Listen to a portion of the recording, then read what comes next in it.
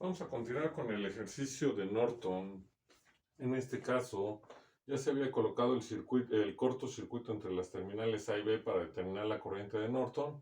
Teníamos la malla 1, 2 y 3. Recuerden que se dio el sentido convencional, que es de más a menos. Como tenemos fuentes para cada malla, pues entonces el sentido lo determina cada una de las fuentes que tienen las mallas. La corriente de Norton es igual a menos la corriente de la malla 3, porque la corriente de Norton va de A hacia B y la corriente de la malla 3 va de B hacia A. Por eso es el signo negativo. Lo que vamos a hacer primero es calcular las impedancias propias y mutuas de las mallas. Y en este caso, la impedancia propia de la malla 1, ubicamos nuestra malla 1, identificamos cuántos elementos pasivos forman la malla 1, que son 2, la impedancia 4 y 6, y entonces lo que hacemos es realizar la suma de las dos impedancias que forman la malla 1. Como no existen acoplamientos entre los dos elementos, realizamos las operaciones y nos queda 6 más 15i y son ohms. La impedancia propia de la malla 2, ubicamos nuestra malla 2, identificamos cuántos elementos pasivos forman parte de la malla 2, realizamos la suma de ellos y en este caso se puede ver que hay un acoplamiento entre la impedancia 3 y 4, entonces escribimos más dos veces, abrimos paréntesis y analizamos cómo va a ser nuestro acoplamiento. ¿De qué manera? Recorriendo a la impedancia 3 y 4 con la corriente de la malla. Entonces, la corriente de la malla cuando pasa por la impedancia 4, la corriente de la impedancia 4 lleva la misma dirección, es positiva. Continuamos con la trayectoria y la corriente de la malla cuando pasa por la impedancia 3, su corriente lleva la misma dirección, es positiva, más por más nos da más la impedancia 3, 4. Sustituimos datos, realizamos operaciones y nos queda 8 más 15i y son ohms. La impedancia propia de la malla 3, ubicamos nuestra malla 3, identificamos los elementos pasivos que forman parte de la malla 3, realizamos la suma de ellos, como no hay acoplamientos es únicamente lo que vamos a hacer, y el resultado nos da 8 más 2i y son ohms.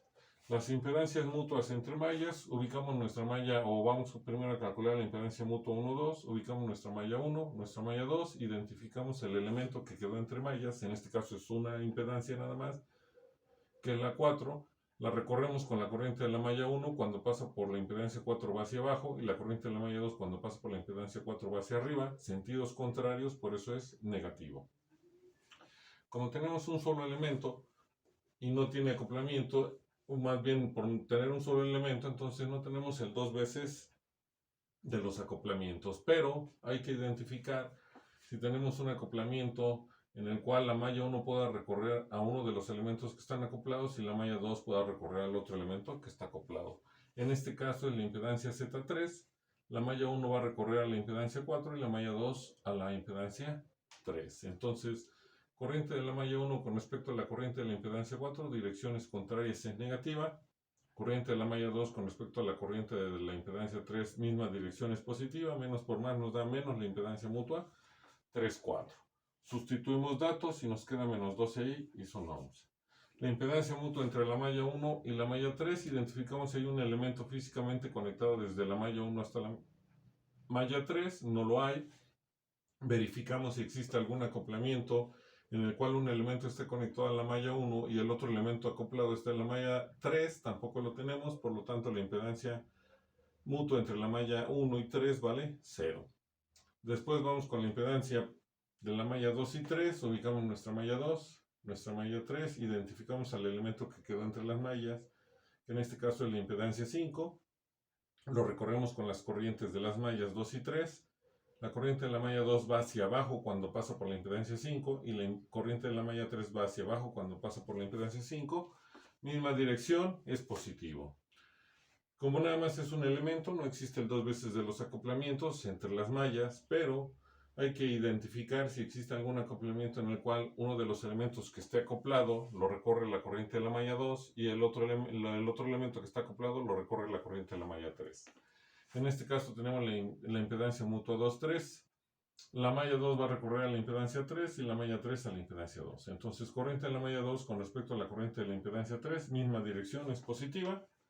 Corriente de la malla 3 con respecto a la impedancia 2, misma dirección, es positiva. Entonces vamos a sumar a la impedancia mutua 2, 3. Sustituimos datos, realizamos operaciones y nos queda 8 menos 15i y son ohms.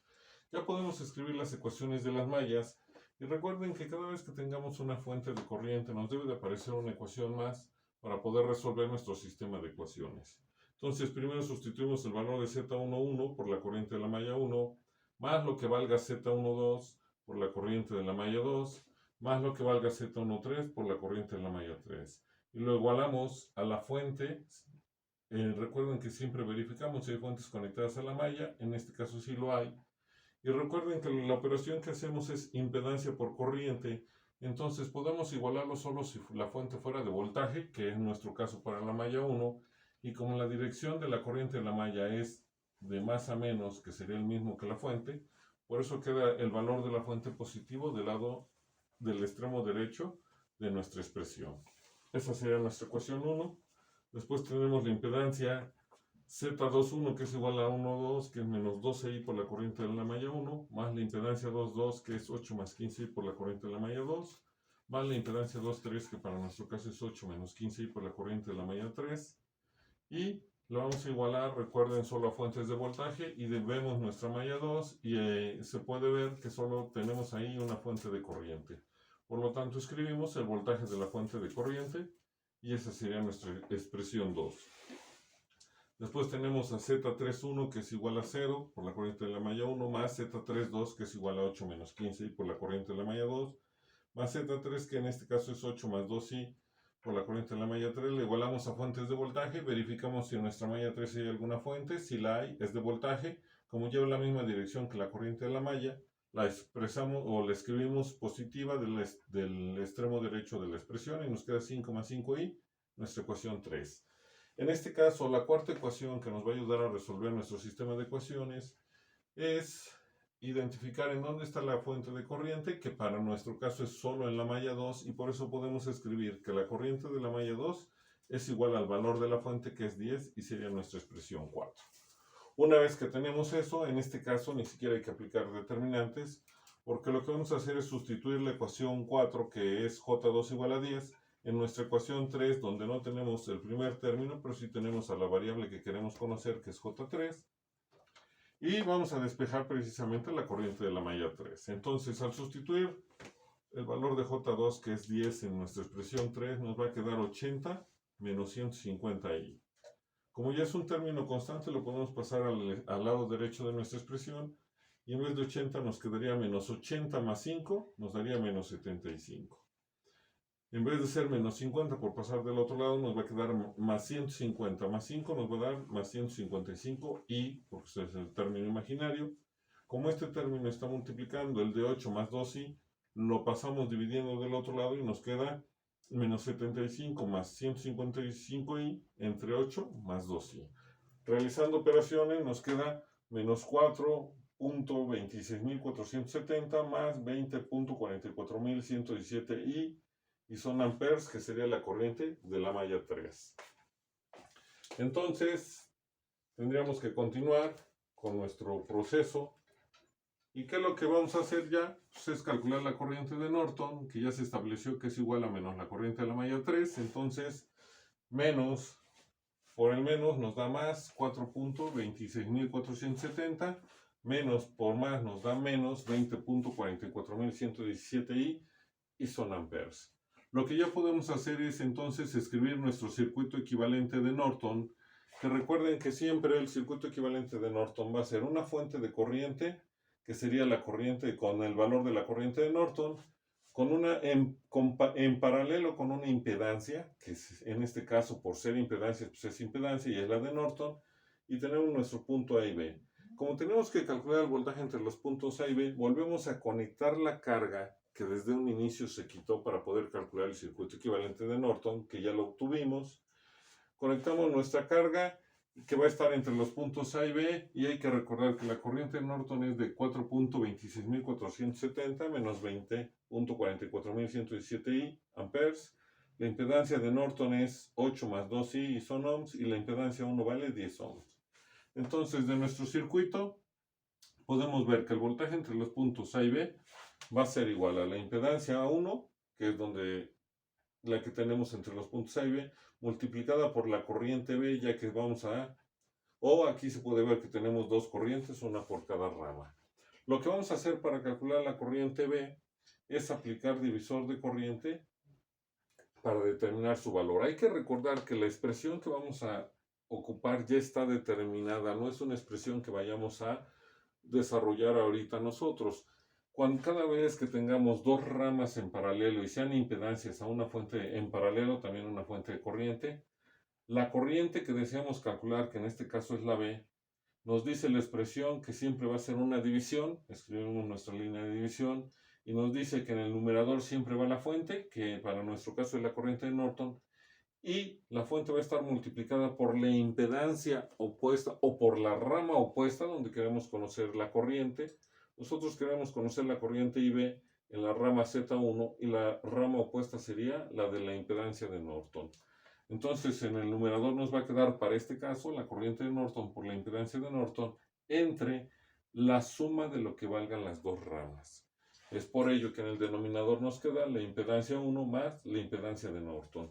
Sustituimos datos, hacemos operaciones y la corriente B nos va a quedar como 3.17072 menos 8.96341 y son amperes.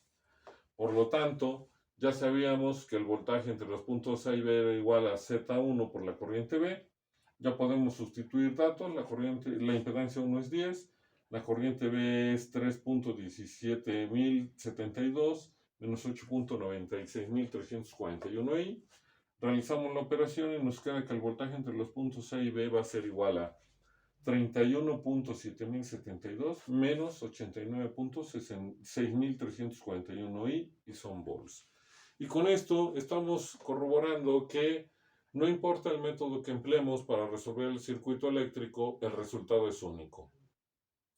El circuito eléctrico que estamos resolviendo para encontrar el voltaje, ya se había calculado ese voltaje a través del teorema de superposición y nos dio el mismo voltaje. Ahora que lo hacemos a través del método de emplear el circuito equivalente de Norton, nos tiene que volver a dar el mismo voltaje, ya que no cambiamos de ejercicio, sino de método para resolverlo. Es por ello que el resultado es único, siempre nos debe de dar lo mismo sin importar el método que empleemos para calcular el voltaje entre los puntos A y B.